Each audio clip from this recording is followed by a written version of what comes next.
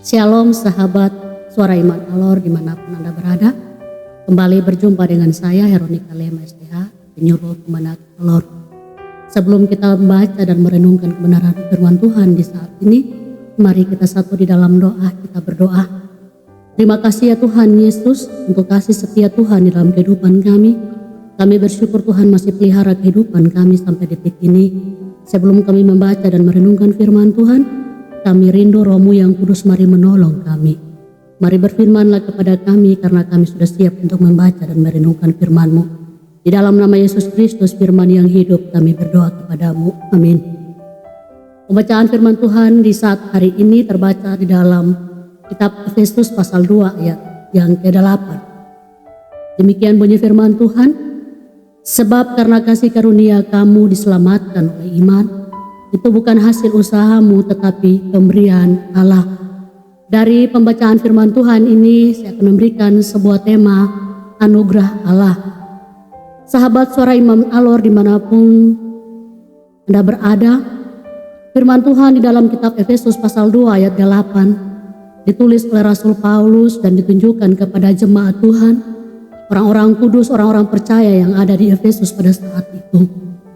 Tujuannya untuk menghapus rasa sombong dan menyatakan kepada mereka bahwa keselamatan karena anugerah dan kasih kemurahan yang Allah berikan. Keselamatan adalah murni semata-mata anugerah Allah, atau dikatakan bahwa pemberian secara cuma-cuma yang diterima bukan karena usaha manusia, melainkan melalui iman kita kepada Yesus Kristus. Anugerah adalah sesuatu yang sering kita dengar, tetapi tidak selalu kita pahami secara mendalam. Di dalam kehidupan kita sehari-hari, kita terbiasa menerima sesuatu berdasarkan usaha, kerja keras dan juga dibalas dengan hasil. Dan juga kebaikan dibalas dengan penghargaan. Namun sahabat Suara Iman Alor yang dikasihi dan diberkati dalam Tuhan kita Yesus Kristus, anugerah Allah berbeda. Ia tidak diberikan karena kita layak, melainkan karena kasih-Nya yang begitu besar kepada kita, umat-umat ciptaannya. Seringkali kita merasa harus cukup baik agar Tuhan menerima kita. Kita mencoba untuk memperbaiki diri, menutupi kesalahan kita, bahkan terkadang kita juga membandingkan diri kita dengan orang lain. Tetapi kebenarannya sederhana dan sekaligus mengejutkan kita bahwa kita tidak bisa membeli anugerah itu. Tadi dikatakan bahwa anugerah diberikan kepada kita secara cuma-cuma.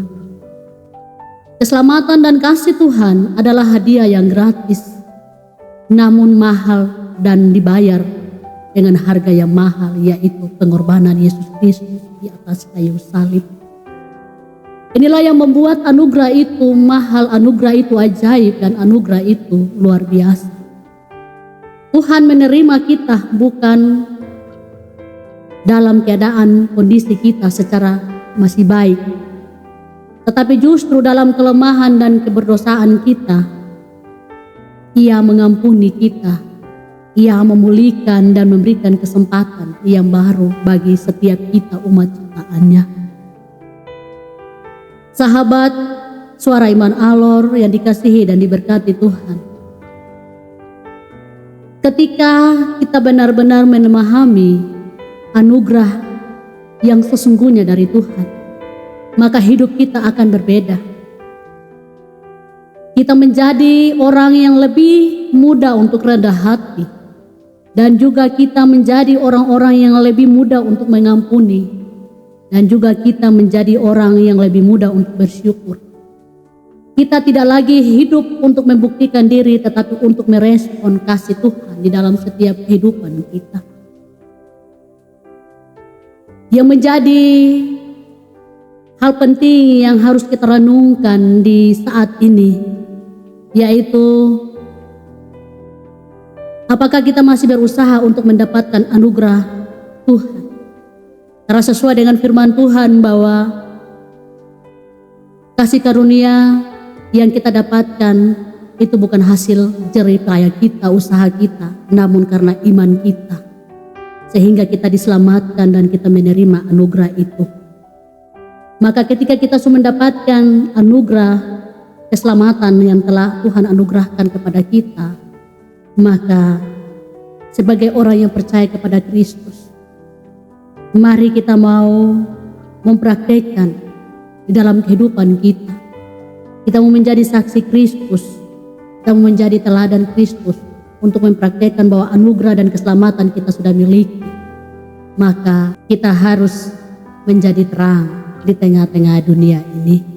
Kiranya kebenaran firman Tuhan hari ini menjadi kekuatan, menjadi rema di dalam kehidupan kita untuk kita menjalani kehidupan kita di tengah-tengah dunia. Amin.